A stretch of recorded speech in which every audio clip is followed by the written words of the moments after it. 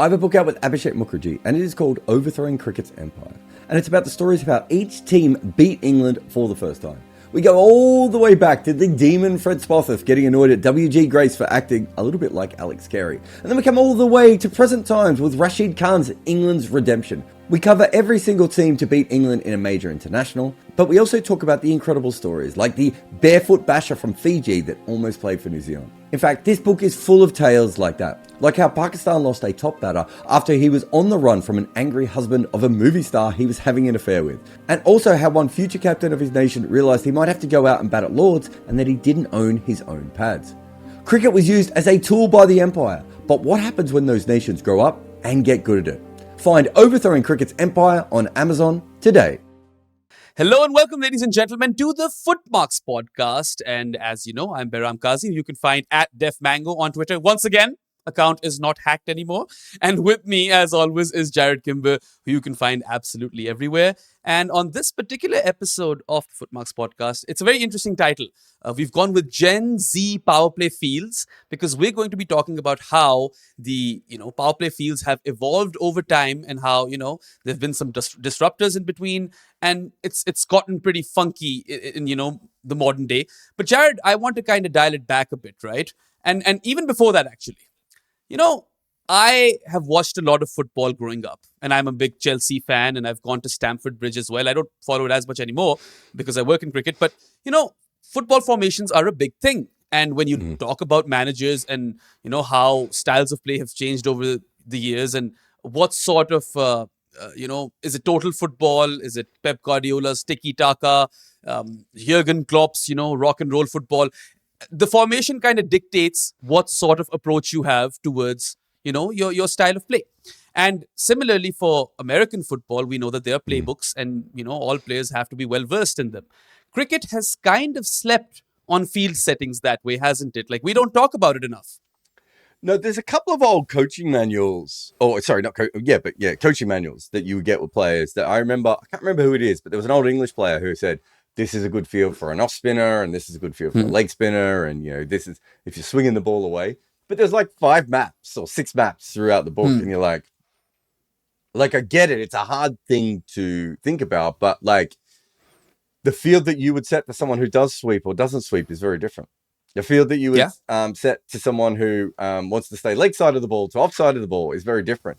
And maybe it's because of the many different permutations that we have in cricket that we don't even really like. There isn't really a field that you would set. So, we all know 4-4-2, right? And variations of 4-4-2, right? So if you would say 4-4-2 and then you tell the player 4-4-2, they know roughly where they need to be at all times, right? Yep. Whereas there isn't like a variation of that like, I don't know, the Australian team would have or that another team would have, where they would go out in the field and they would be like, okay, we're going to run this formation for this batter, and we're going to run this formation for this batter to start with. And so we need Travis Head at backward square leg. Do you know what I mean? Like there isn't, you just never really got into that detail. And you played a little bit of club cricket, right? Just a very tiny smidgen. Yeah. Club cricket is such chaos. You go out on the field and you've got a lot of people who don't know what the fielding positions are to begin with. And the captain is sitting there having to make 9 decisions, right? Yeah. And people are walking in various things, and the old guys are walking towards the slips. And, there's all these different, and there's one guy who wants to, I know it's better in professional cricket. And you will see now sometimes fielding captains do like symbols as if to say, we need, I know, Cummins does this one a lot, which I think is the deep backward point fielder, but I'm not sure. I can't remember now. But it's something to do with square of the wicket, right? But we don't really do anything like that. So we move all these fielders one by one, right? And we don't have names for the different fields that we have. Like bodyline leg theory is one of the few fielding positions that we kind of had a name for. But that wasn't one style. It was multiple different styles, right? Yeah. We talk about the ring field, but we don't really talk about is it 3 slips in a ring field or 2 slips in a ring field or all that sort of stuff. And it's fascinating because this all determines where people hit the ball and how they hit the ball, right? And quite often where the bowler bowls, right? Like if you give the bowler a third so let's say 3 slips and a third, they will naturally bowl about half a foot wider than they usually do, right? So it dominates. The bowler's thinking, the batter's thinking, all the fielders are involved, the captain's involved. It matters for the runs, it matters for the wickets. And yet at the end of it, Behram, none of us ever discuss any of it. Yeah, I mean, honestly, growing up, what taught me a lot about field settings was video games, because all of a sudden now you know what an attacking field looks like, what a defensive field looks like, and how field settings are different for spinners and pacers. All of that info I kind of soaked in at a very, very young age because I was playing like Brian Lara or something, right? The OG games. And it's interesting how you also mentioned club cricket, because no one would ever say fine leg. They would say 45. I don't know if you've experienced that or not, right? Well, no, but that's part of the thing of every cricket culture or even micro cricket culture will describe different fielding positions in different ways. So I walk out on the field as a cricket writer, someone who's played 100,000 cricket in 100,000 hours worth of cricket in my life, and I'll say, can you go to cover point? And there's just a blank look. Whereas whereas if I say, especially in English cricket, if I say go into the ring on the offside, they'll just sort of roughly get in the right area and then I can move them forward or whatever. And so you get all these positions where people don't even know. And as you said, you might get a 45, you might get a fine leg, you might get a long leg, right? And I've always said fine leg and long leg is the most confusing thing for cricketers. I don't know why cricketers have trouble with this. But the point being, again, is that they are slightly different positions. And we're not letting anyone know the full amount of it. Like, I would say outside of tea towels that have all the fielding positions in them, right? Like, you don't, sort of joke novelty items. We don't really talk about this sort of stuff all that much. I remember we did something on ABC one time. I think it might have been for a lunch break or something. It was me, Neil Manthorpe, and Jim Maxwell. We were talking about it, about how it's incredible how often even, extra cover is something that really tricks people, right? Yeah. And so you've got cover point on one side, you've got extra cover on the other, and it's suddenly like, something as simple as that really, really gets in people's heads. So you're right. I think the video games help. The problem with the video game fields is that it lets you understand how you have to use your field, but we don't play video games like normal cricket, right? So you end up with 4 guys at deep cover or 5 guys on the leg side or whatever, and when your shot is. When I'm playing versus like the computer, I always overlap because I know that if I keep bowling here, they're going to hit in that exact same spot. So I'll stop the single and I'll get them caught out in the deep. So there aren't realistic fields. But that's also modern day video games where you can actually kind of place the fielders where you want them to. But there are limitations over there as well. Anyway, before we actually get into the meat of this, I actually just want to kind of ask you, how long have you been nerding out on field settings? This seems like something which has been happening for like a decade minimum. No, I became a captain of my school team when I was I might have even been 10 or 11. I was year 5. This is in primary school, so grade 5. And I became the captain of the team, and sorry, I was vice captain, but the captain didn't know anything about. He was given the job because he was older, so he let me sit the fields. So I would try and think of each bowler and think about how we would do a field, and then I was also the captain of. You were vice captain, but were you announced vice captain? I think I was officially. I think there was a handover ceremony. We did a press release. The social media team got hold of it, and then the following year I became the captain of that team and my under-12s team. I think at the same time, and so. With my under-12s team, I think we had a bunch of guys who bowled outswing. So the field was pretty standard, right? You would probably have 1 or 2 slips early on. The 2 guys who you thought could catch at slip would go at slip, right? And then fine leg, and everything was great. But the team for my school team, I had one guy who just bowled these big hooping in-swingers, right? And I remember after the first game, my field was just useless. Right? Like the opposition couldn't even bat, but they were just getting leg buys off him. And so I started scribbling down fielding plans for each bowler, right? So before a game, I'd show them to my dad, and my dad would be like, just work it out when you're out there. And I was like, no, I can't. I need to know beforehand. And then I was a leg spinner, right? And my friend was my other, in under 12s, our other best bowler was an off spinner. So coming up with the fields for an off spinner and a leg spinner became a whole thing. I remember at like 11 having this huge fight with my dad and a bunch of old guys at the cricket club. Basically, they were like, you need a slip for off spin. And I went, that doesn't make sense. You're spinning the ball back in. And what they were trying to tell me, which I now understand, was it doesn't always spin, right? But in my head, I was like, no, don't I need a leg slip? And you can imagine an 11-year-old going, doing a leg slip. So it started when I was 11. So you're talking about like a 33, 34 year obsession with these kinds of things. And I've got an uncle who's really into it as well. Who, especially when I was on ABC, he would be like texting me while I was on ABC, go, hey, look at the field, look what they're doing, right? Like, so there must be something within, a couple of us in the family that really cared about it. But yeah, it wasn't a normal thing. I remember batting at one stage in a game, and again, I was probably 10 or 11, and saying to the opposition, this is a terrible field for this bowler. Like, and the captain looking at me crazy. In fact, I used to have a blog about playing club cricket in England, and I went out and smashed like 35 or 15 balls in a game. And I wrote why in the blog. And I said, it's because they had a terrible field, right? They had, you'll know what I mean straight away.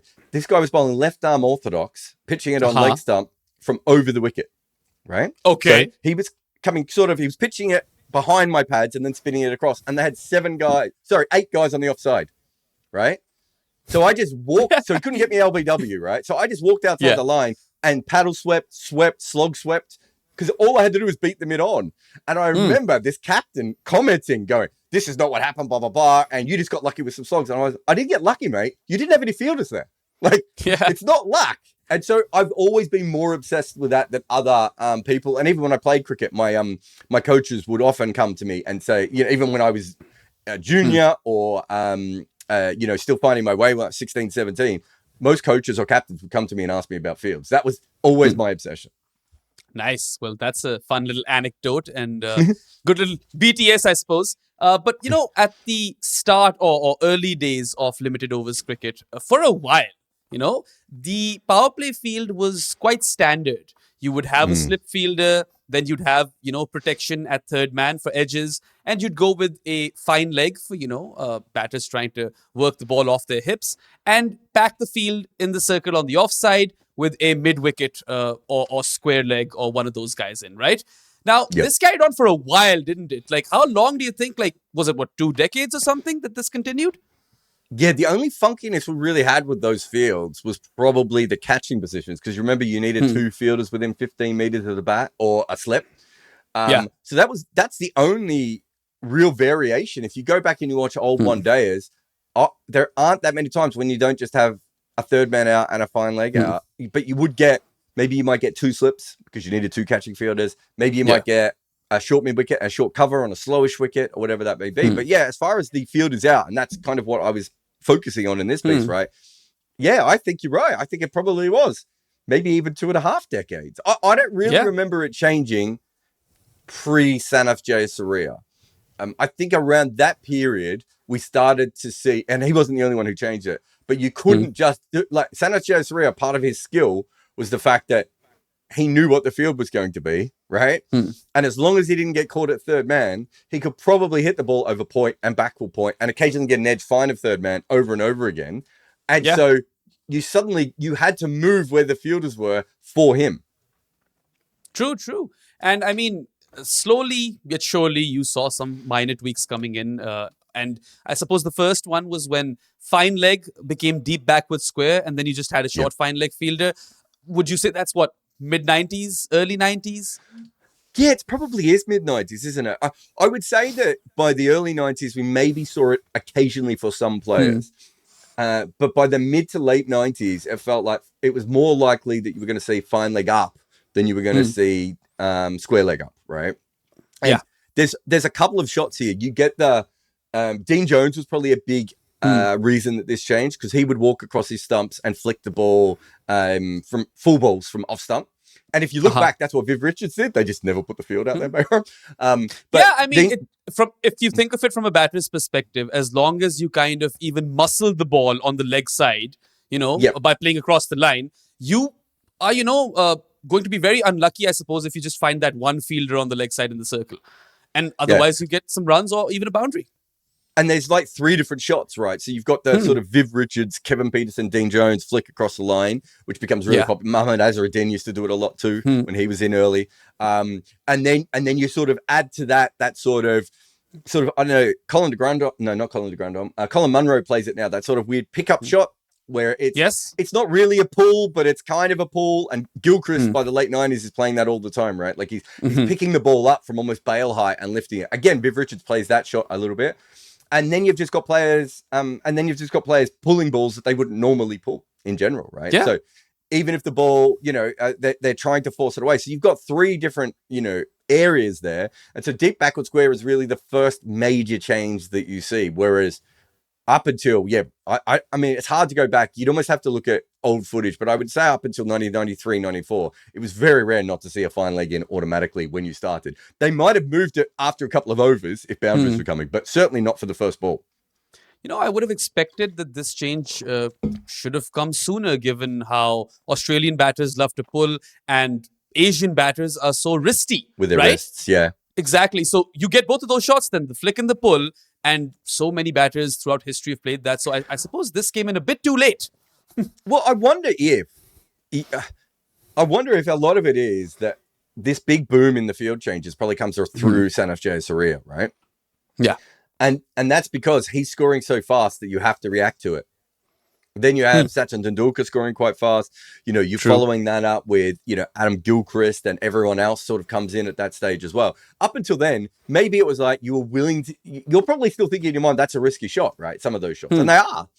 It's just that I think those players had, I think looking back, Jarrod Meandad and Dean Jones were the two that probably should have changed the field. I know Jarrod Meandad's outside the power play and Dean Jones is a little bit inside and outside.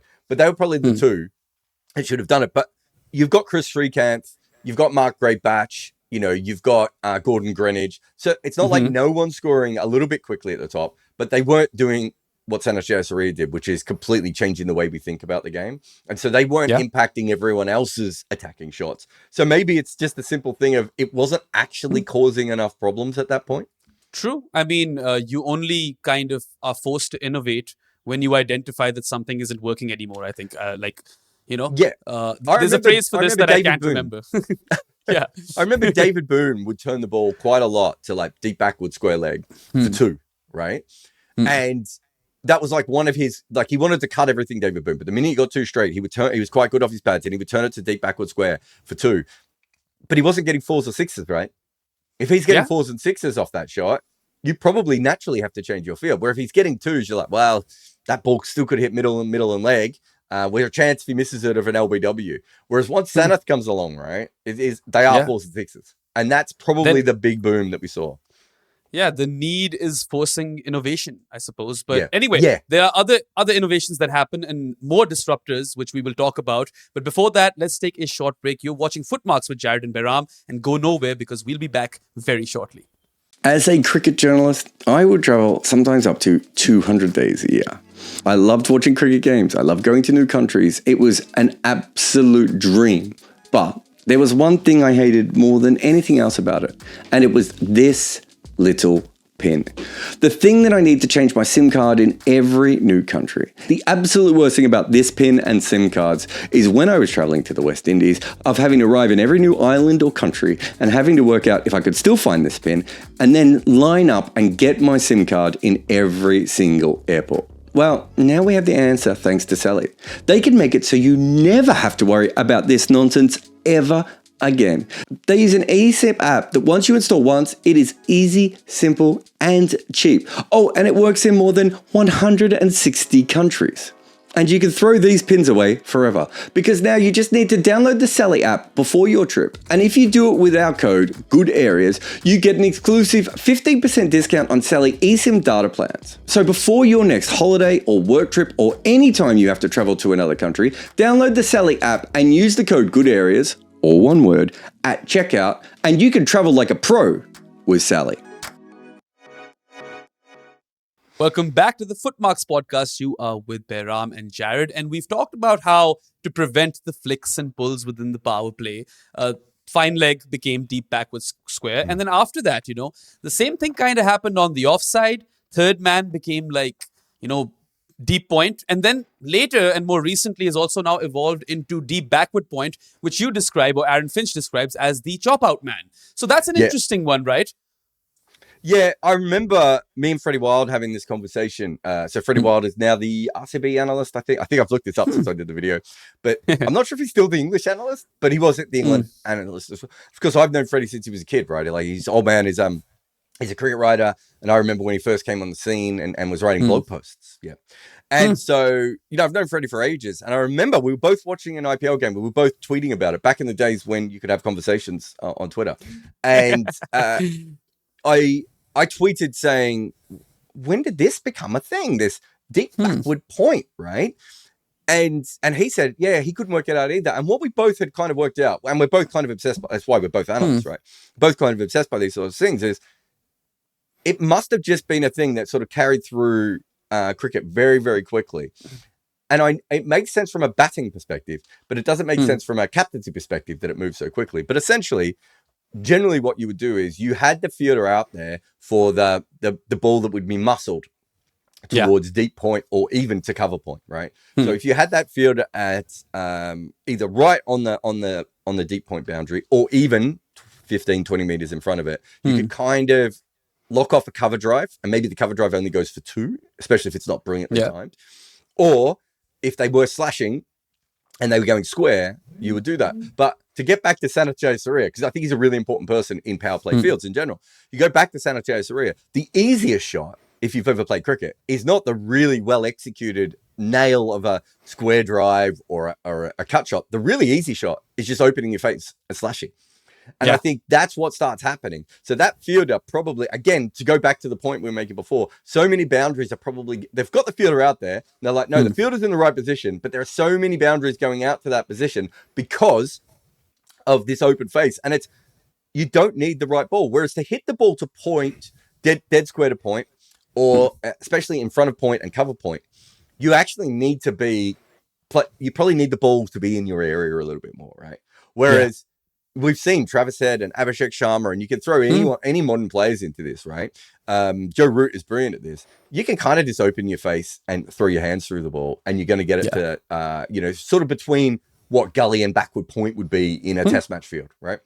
And so there's just this natural decline. So the fielder went from third to point or even cover point, and now has gone back sort of between the two. It's and that's the fascinating thing that I find that we don't talk about enough. And this is the first piece I've done on this. The other piece I want to do on this is about cover.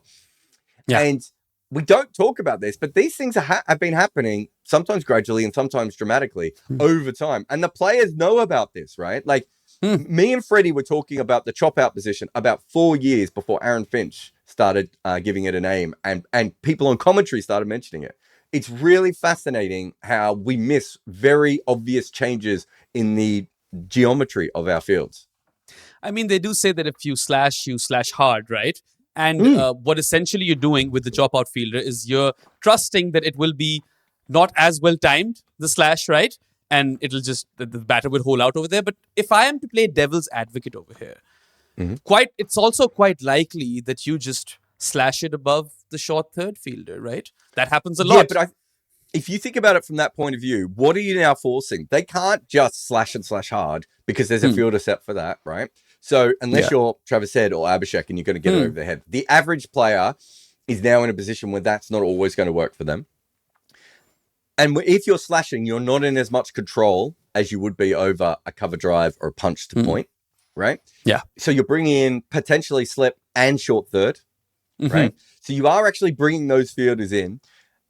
And then you're making the batter probably either move around the crease or manufacture a shot where they're trying to hit straighter now, right? Because that's the gap. The gap now is, as I said, cover point. Because the chop out guy should still be able to, unless you absolutely hammer it, should still be able to handle anything that's going to point. But cover point. So you're now making them manufacture everything. So rather than giving them the easiest, loosest shot, you're making them do a series of different choices. Or if they do the easy loose shot, you now have 2 catches. I mean, how many times do we see batters get caught at short third early on in games, right? Like, it's actually a fairly common thing now. Whereas very common. When short third first came in, it was so rare for someone to be caught in that position. So I think the combination of all those things is the fielding team is back on top a little bit. The issue now is that I think if you go back, certainly to the 90s and the early 2000s, you had players who probably had 1 or 2 shots in the power play that they could play. And now you look at Abhishek Sharma and Travis Head and you're like, there isn't really a place to put the fielders. Like when Phil Salt gets going, you need a long off and a long on. He's also going to go out square on the leg side and he can slash on the offside. So where do you put the fielders anymore? Whereas if you go back to traditionally, players kind of had, you were lucky if you had 3 boundary zones in the power play, right? Yeah. And now you might have 4. I mean, even Sanath, as good as he was, kind of didn't go down the ground all that often. He went square on the offside, square on the leg side. You knew he was going to hit a couple of boundaries or some sixes past them, but you also knew you could put the fielders roughly in the right area. Whereas the new Sanath, someone like Abhishek Sharma, it's like, well, he can do all that stuff on the square. He can also he can play the short ball and he can hook and he can pull. He can also slog the ball from outside off stump to mid on or mid wicket, and he can go straight. Right. So where do you put those fielders now? And that's the real interesting thing over the next 3 to 4 years. Yeah, I mean, I think range hitting has a lot to do with this, and you see far more variety in release shots now amongst batters than, say, even a decade ago, honestly. Like, it's just been that rapid, right? How much of it must be that analysis has changed batters subconsciously? As in the past, you knew that Mark Waugh or Mohammad Azharuddin was going to flick you off your pads, right? Or Sachin Tendulkar. Mark Waugh or Sachin Tendulkar in the power play was going to flick you off your pads. You put the fielder out at deep backward square, and Mark Waugh might try and hit a 6 occasionally, or Sachin might try and hit it a bit straighter, and sort of through forward square leg mid wicket sort of area, or everything else. Whereas now players are like, oh, if they're going to set that field to me, and it's going to be straight, can I work on having an on drive that goes up in the air, right? Whereas I know that both of those players could play the on drive, but now the player might be also like, so I've got an on drive to that ball and I can flick off my pads, but I can also say leg side of this and hit this inside out over cover, right? Yeah. And it used to be that players were, you think of someone like Robin Smith, the English player, right? Or Nick Knight.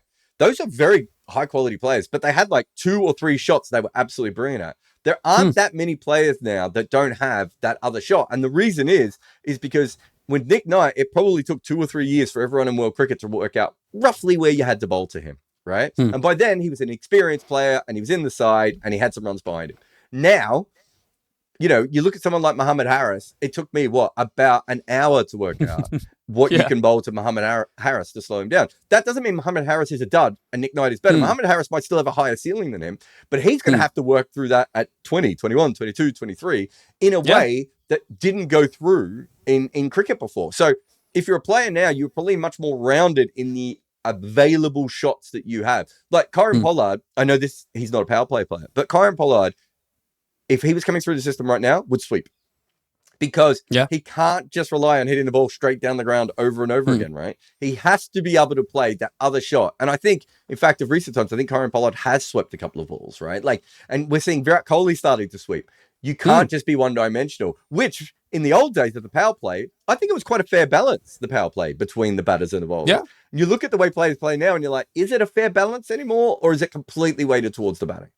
I mean, Abhishek Sharma is pretty much the perfect prototype because you see fields in which he has power play fields, in which he has 2 fielders out for him in the deep, sometimes both on the leg side or sometimes both on the offside. So you square the wicket, but you don't really know where to go. And it's interesting when you posed the question whilst doing your research for this piece to our group, and you were like, who can you think of, or what sort of funky field can you think of in the power play versus a certain batter in the modern day? And I came up with the Travis Head field, where you have a deep point or chop out man, along with a finer, third man fielder. Not like the traditional third man fielder. I want this fielder to be like behind slip, right? Because that's the way like Travis Head kind of plays his shots. He will uppercut you, and his edges are like different kinds of edges. But then again, even if I'm saying, okay, Trav, I'm going to bowl shorter length stuff to you outside off and either clear the boundary or get fucked, he can still kind of muscle me on the leg side, right? We know he can do that.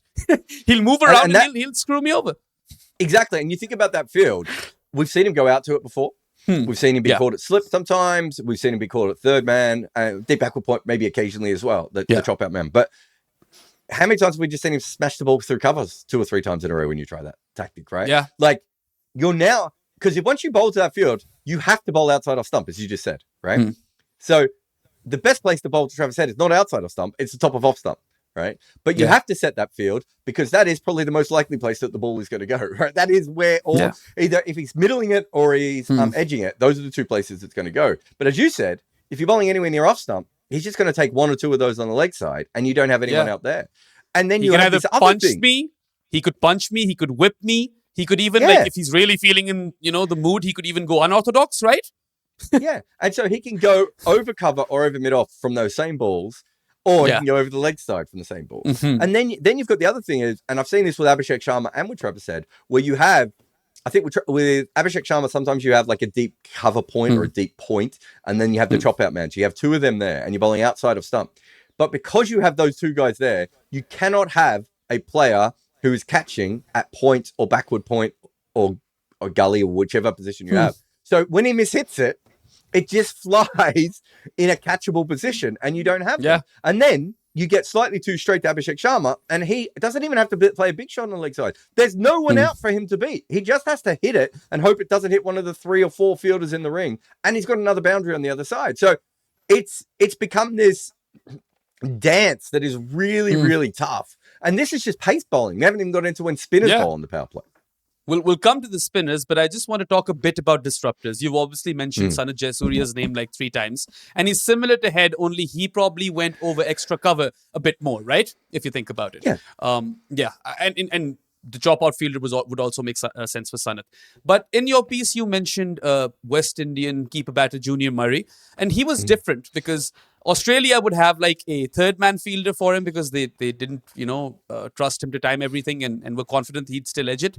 And then they'd had like a 3/4 mid wicket, if you will, because they knew that he hit all of his shots over there. But that's an easy one. If I am the captain and I'm seeing that a batter continues to play his shots over there, I'm like, okay, I'll just cover that area. I don't think there's anything like radical about that, for instance. And that's why I brought that one up, because it's not that we'd never had a single field change for a single guy. And I just remember that one really, really clearly because I think it was over 3 games. The first game he made runs and Australia's like, God, what are we going to do here? And by the second and third games, they were like, well, if we put someone right here. So that's a perfect example of what we were just talking about, of a player that was limited and you could set a field to. Exactly. But the one that really interested me was the Jason Roy one, right? Because now you're looking at a completely unconventional power play field. And it's come fairly recently if you think of limited overs, cricket history. Jason Roy he played not too long ago. And, he was so good at swinging through the line of the ball, right? And that's why he was probably, like, at least to your knowledge, one of the first people or batters who opposition captains would have a long on for, and then they'd also have one fielder square of the wicket, right, on the leg side. And now, you've got your Phil Salts, you've got other players, you pitch it up and they'll just take you on downtown. It might become more of a common thing going into the future. No, definitely. And I think what Jason Roy did, even more than Sanat Jayasuriya, is he changes the entire map, right? Yeah. Because before, what you have is you're moving your third and your fine leg square, right? Even the chop out guy, it's still roughly it's a variation of what we had in 1975, right? Like it's still very, very similar to that, or 1979, whenever the circle comes in and all that sort of stuff. All that's from South Africa, by the way. That's all apartheid innovation. I don't know if people know that. Apartheid cricket innovation. Not saying the ruling government was involved, but they came up with the circle and the catches and all those sorts of things. Anyway, so from whenever that comes in, you have your fine and your third, and it comes around. So what we're talking about then is just making people square up because of the way that people bat, right? When you have someone like Jason Roy, as you said, I've seen it with Phil Salt. I think we've seen it with some other batters before occasionally as well. The actual geometry of it completely changes at that point, right? Because now the fielder who's out is straight and down the grounds, and they are there for that hit specifically. And so now the square boundaries are the ones you can't defend anymore. And so that's what's so fascinating about that. And that plays into the Abhishek Sharma and Travis Head situation, again, as we just said, because in their case, you kind of need 2 fielders on one boundary and then just try and bowl to that plan. Whereas in Jason Roy's case, you now have to bowl angled in at him as much as possible, because you've got one fielder out on the leg side probably, and then someone at long on. And that ability to just routinely hit the ball over the top consistently isn't normal, right? But it's becoming more and more normal that mid-on and mid-off are no longer just automatically in the circle. And so that, again, changes things quite dramatically. Yeah, and white hot England, I suppose, could be responsible for that particular innovation. But then that's not the only thing I feel that they're responsible for. Because for spinners, as you mentioned in the power play, generally you would have a fielder on either long on or long off, depending on where the ball is or what direction the ball is turning. And then you'd have a fielder square of the wicket as well, probably on the leg side to prevent the rock back and pull, right? Because that's something that batters love to do. Or the sweep. But yeah, or the sweep, exactly. But then you get white hot England, who are sweeping and reverse sweeping the crap out of spinners. And now you get to see fields which have two fielders square of the wicket for spinners. And that's something that the video games don't have, Jarrod, right? It's, and when I played the video games, that's why I perfected the reverse sweep all the time, right? Because if you can reverse sweep in those games, it's very hard for them to stop you with the field, right? Yeah. England was a big part of that. In fact, Jason Roy played a part of that because when he was struggling against spin, it was the reverse sweep he went to. But England were certainly a big part of that in the power play. And then George Munsey is probably another player who, not particularly worldwide famous, George Munsey, but if you're playing Scotland and you don't know to put out a deep backward square and a deep backward point for George Munsey, he's going to hit 3 boundaries by the time you've realized your field is wrong, right? Yeah. And I have seen George Munsey do it against really good spinners. I've seen him do it against, associate spinners. He will just do that until... I got one. Marcus Stoinis opening the batting in the Big Bash. What do you mean? Sorry? He could also do that, right? He could reverse sweep the crap out of you.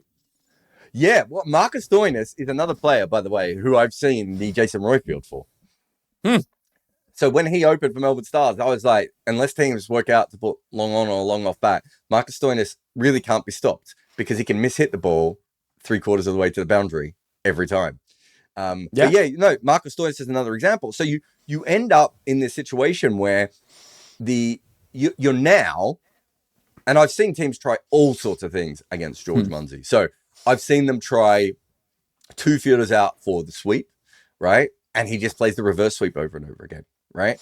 So then they put 1 fielder out for the sweep. So now he plays the slog sweep, right? And the other man's out for the reverse sweep. And then the minute it's over pitched, he goes down the ground. Like it really, again, it changes the dynamics of how you're doing it.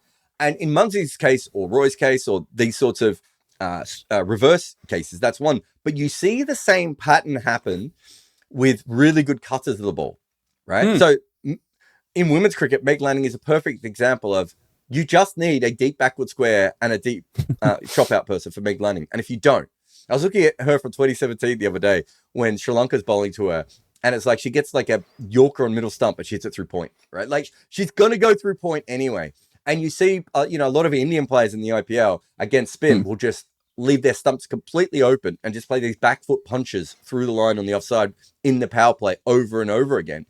You now need to do that. And in fact, I remember I was at a India A game. I think it was India A versus West Indies A. And I forget the West Indian batter. But I was sitting there watching him, and Rahul Dravid was at that game, and I went up to him to ask him about the field. And I said, this guy isn't reverse sweeping. And he said, it's not about the reverse sweep, Jarrod. We cannot stop him cutting. We're bowling half volleys on leg stump, and this bloke's cutting them, right? So players are now evolving those sorts of skills. And once you have deep backward square out and deep point out, and you're in the power play, all you have to do is slog a spinner over the line, across the line. Like you don't even need to hit them in the air, right? You can just keep swinging really, really powerfully, and eventually you're going to beat mid-off, mid-on, mid-wicket cover, whatever those fielders are. That's a very interesting one because it's kind of sparked a new sort of field setting in my mind. Because, there are players of spin who are terrific at playing spin, but it's not like they have a vast variety of shots versus spin. They just continue to nail the same shots, right? Take Shoaib Malik, for instance, right? Fantastic player of spin, has a terrific record in Asia because of that. And if I have him in the power play, I would literally have deep backward point to, eliminate his cut. And I would have a fielder at long off with a spinner which is turning the ball away from him. Yep. And that might be that, exactly. right? Yeah, and I think Yeah. so. Shoaib Malik is probably from that previous generation that was slightly more limited. It doesn't mean he's not a very good player, because you just said he was a very good player at what he did, but he's slightly more limited. So the question then becomes, Behram, as players naturally become less limited, right? And that now becomes an evolutionary tool in batting, right? Of having 4 boundary areas. Like if you go back, I know this doesn't help the power play argument, but if you go back, and I wrote about this a little bit in my book, The Art of Batting, out 8th of May, about Michael Bevan, right? Which is, Michael Bevan was playing one-day cricket in a way that no one else was. But we were all focused on things like the running between the wickets, the calculating, the getting to the last over. Michael Bevan's other big skill was he knew you could only ever have 5 players on the boundary. And he always felt that meant there was one pocket he could score a boundary on, right? Yeah. And so he thought about cricket from that perspective in a way that we weren't thinking about at that time. In those days, if you wanted to hit a boundary, you played your best shot and you hoped you either hit it hard enough or into a gap or over the top of the guy's head. So many players at the death would just swing to deep mid-wicket over and over and over. You watch the late 90s ODIs, there's just a string of guys going out, caught at deep mid-wicket over and over again. And Michael Bevan opens that up. And now that sort of Michael Bevan thinking is kind of how we think about modern cricket, right? Like, great. These are your 2 main shots. This is your get out of jail pressure shot. Where's your other boundary option? And once you get to that level, now we're at a completely different level. And then you have your 6 hitters like Heinrich Klaassen and everything else. But for all the 6s Heinrich Klaassen hits, where do you think Heinrich Klaassen hits most of his 4s? Versus spin or versus pace? Either, I would say. I would say maybe mid-wicket. Or covers. I reckon if you get... I reckon he hits his 4s to backward point and third and to cover. And so he's like, those are the 2 places that if I just hit the ball really hard and I get it past the fielder in the ring, it's 4, right? And if I'm going to hit those, but almost every other shot he plays, he's trying to hit a 6, right? Well, and he also has those thinking. He has those jabby pull shots as well, right? That's why I originally that's said what I mean. mid-wicket, but like I saw one of his innings in the Champions Trophy where he hit the same 4 through a packed offside field, through the cover region. It was crazy, right? He continued to do that over and over and over again. And so you think about that. So he now has 4 shots and 6 shots, right? And again, this is my piece is more about the power play fields, only because those are the easy. It's so hard. Once you get up beyond the power play, it becomes a little bit tough to kind of manage on my whiteboard, dude. But at this point, that's kind of what we're talking about, right? Which is this combination of all these different things of, can we get to a situation where we can really understand what they're trying to do? And I think now what we see is there are players who hit 4s in certain regions and 6s in other regions. And they know exactly what that is. So again, when you come back to the power play, you might get a player who will hit the ball to cover 3 times in a row, right? And they're like, but the 4th one's going to be through you. And then the 5th one might get through you as well, right? And so we have that kind of style, which we didn't quite have the same back in the 90s and early 2000s, when players were a little bit like, I've hit that ball straight to cover 3 times. Maybe I should go on the leg side and take a single here. No one's thinking that anymore, are they? Yeah, and even if we go back to the Shoaib Malik example, it's very likely that he still hoiks me over mid-on, right? Or just nails the shot down the ground so well that the fielder doesn't matter. But at least you can kind of try to work him out. Whereas with these modern day batters, where they've got like such impeccable range, you really have to kind of think on your toes and sometimes even outside the box and play mind games, I suppose, at that level. Exactly. And I think that's the whole difference now. Agreed. Yeah. I have a question of non-power play fields, though, just related to this. I see this obsession in modern day cricket that once the power play is done, captains will always opt for both a short third and a short fine leg fielder. And that annoys the crap out of me, right? Why do you think that's the case? Can I take it a step further?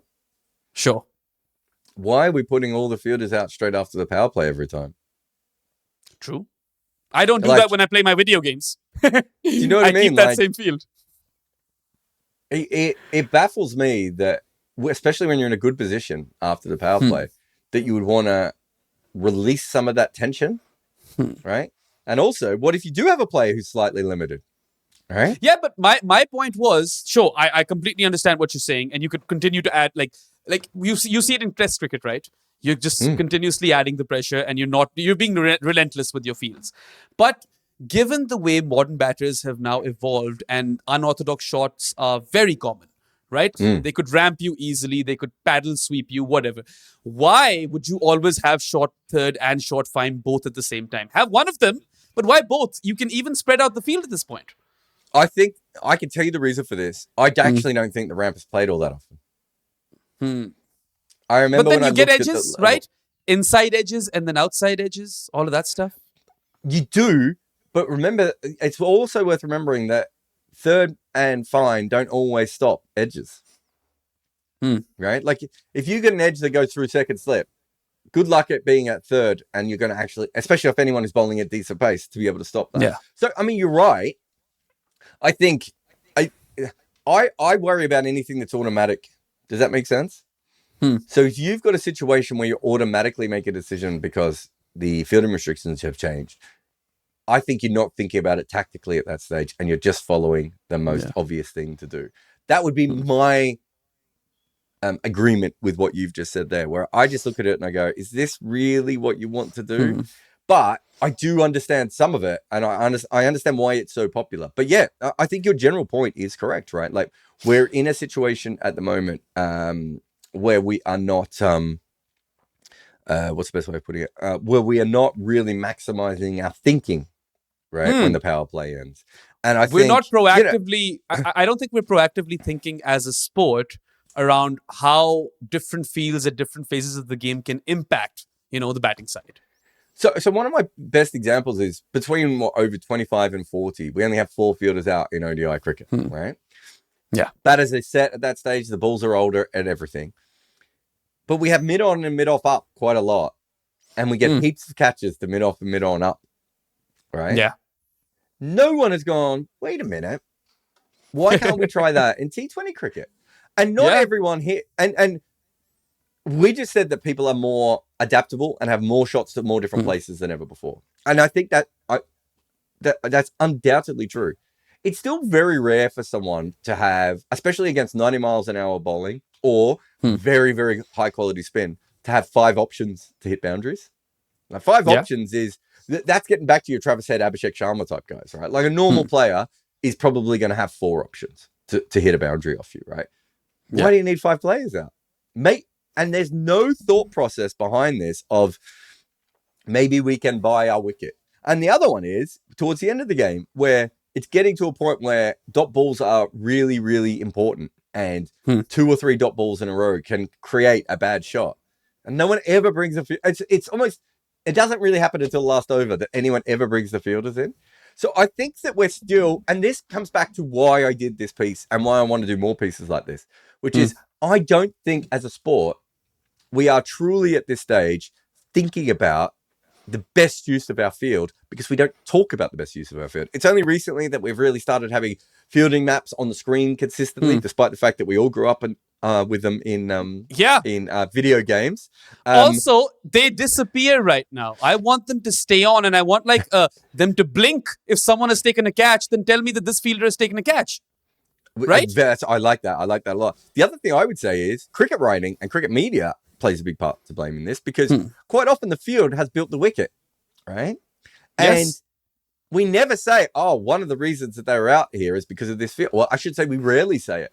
And so there's no reason for Cricketfo or Crickbuzz, although they don't always have the fielding maps, but when they can have access to the fielding maps, to be like, he was trying to hit, the reason he was playing the reverse sweep is because they had, 4 guys out straight, basically. An extra cover, a mid-off, long on, long off, and mid-wicket. And so he played this shot, and it looks risky, but the field actually played a part in him playing a shot that he doesn't normally play. We have to normalize actually explaining what happens. And I talked about Freddie Wild. Also, just one thing, sorry, just came to my brain. I don't want to lose it. You know how in modern day cricket, bowlers at the death are more often than not bowling hard lengths, right? Because they're afraid that the Yorker will go wrong, and slot balls will always go for 6. You could keep mid-on and mid-off if you're not bowling full, right? Yeah. And we sometimes see it, don't we? We sometimes see mid-off or mid-on up in the circle. But again, do you know what we don't hear, Behram? The commentators going, interesting here, they've gone with mid-off and mid-on up, right? Yeah. So it doesn't always get, until you see a guy try and hit the ball past mid-off 2 or 3 balls in a row, the commentators don't mention it. So they aren't including it in that conversation. how much would the betting market, or well, not the betting market, but bettors in general, benefit from having the field on at all times? Because then you can kind of predict one step further, no? Yeah, I think that probably helps. That's probably why major franchise and major syndicates in betting send people to the grounds, right?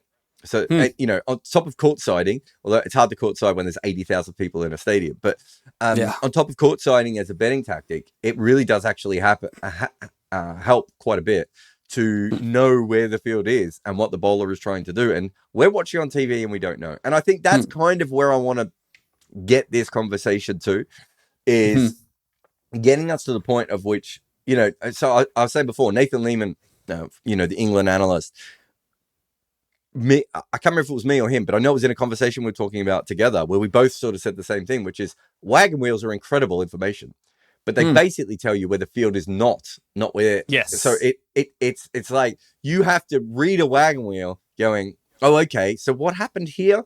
They just never put a fielder in this position. And so he kept hitting the ball in the same spot over and over again. Whereas actually now there's probably ways through, advanced math, advanced thinking. And also, as we just said before, what was the field before you went out? And how did that play a part in the dismissal? And, for instance, every time there's a field change, I would love to see that little dot on the field map highlighted and it moved to the new spot. Every single time I would like to see that. And if a certain fielder has taken a catch, highlight that on the field map. I think this gives valuable information to not just like nerdy viewers like us, but even the casuals, right? I think this is more important to casual fans than it is to us, because we will eventually work this out. Right, we're going to work out. Like, I've done so much commentary off the TV, from Test Match Sofa all the way through to Cricket 8 and TalkSport. I'm so used to doing off the TV that you can kind of cheat, right? And you're like, so there's ways, if you're not 100% sure of where the field is at that stage because you haven't seen any changes, you can be like, flashed away. There's a fielder out there though. You only get one. You hear it all the time. Yeah. The BBC do it for the IPL.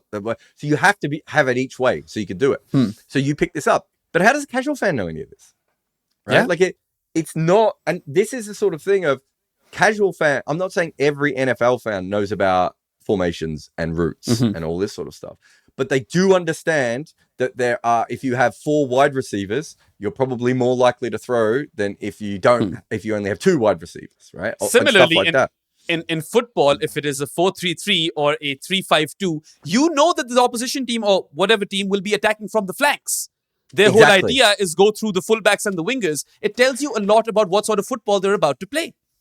And at the start of each over, I think we're doing a disservice, and I say this as a radio commentator as well, I think we're sometimes doing a disservice not really illustrating what the field is. And then, as I said before, when the wicket happens, did the field play a part? Quite often it does. And, I think there was a big step forward, and this is not about limited overs cricket, but I think there was a big step forward when I think it was Sid Mongo who first started calling it this, but it might have been someone else. The Wagner Field, right? Right. Giving it a nickname.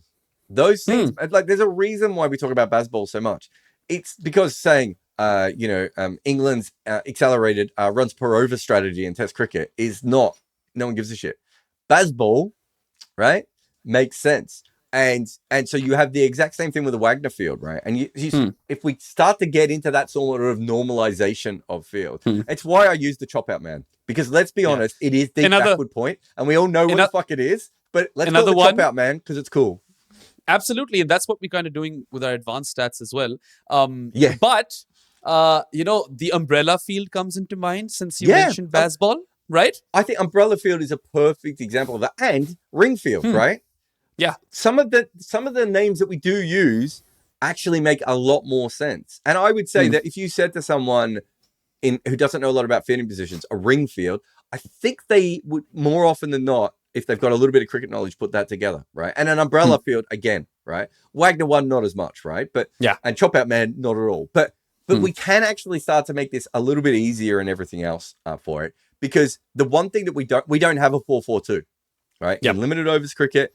We don't have a 4-4-2 in Test cricket. We don't have it at all. But we can actually get towards different sort of situations where there's a shorthand. And these sorts of things really matter. I mean, I remember when the pick and roll became a big thing in the NBA, right? And pick and roll is such a huge thing in the NBA now. Every casual basketball fan has an at least understands the concept of pick and roll involves two players. They may not know the exact geometry of it. They may not know the exact pattern of it and everything else, but they know that usually a big guy is involved and a little guy has the ball, and then something happens off that, right? Yeah. We don't really have as many of those in cricket as we need for people to understand this sort of game. And it's up to us as, like, it's all well and good for me to say TV commentators haven't done a good job and they should have the thing on the screen and everything else. But it's up to us as the media and podcasts and everything to normalize this so that it becomes something in the future.